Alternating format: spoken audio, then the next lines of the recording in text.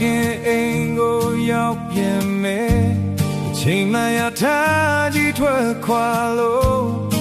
အတွေ့မြတ်တိုင်းဖို့ကိုမနဲ့မျိုးလေးနဲ့ဝေဆုံးအိမ်သူချင်းသူမျက်နှာလေးမကြခင်တွေ့ခွင့်ရမယ်လို့ဘာမြတ်တို့လို့ကိုမအိမ်သူလေးနဲ့ဝေဆုံးတခါလေးဖွင့်လို့စောင်းနေမလား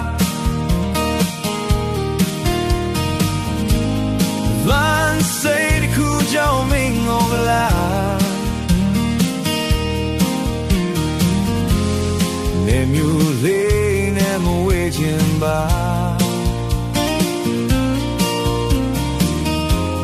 အိမ်သူလေးလည်းမခွဲနိုင်ပါ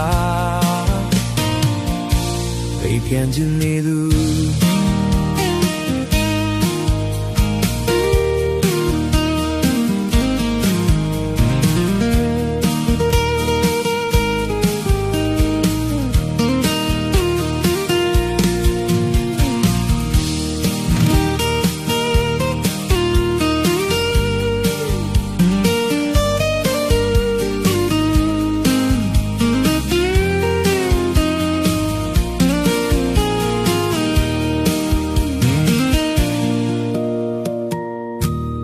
အိမ်သူချင်းသူမျက်နှာလေး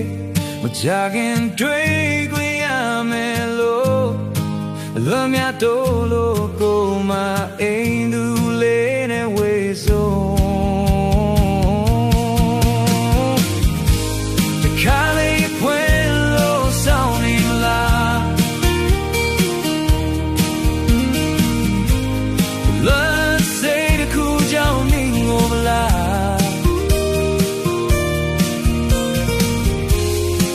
မျိုးလေးနဲ့မဝေးခြင်းပါ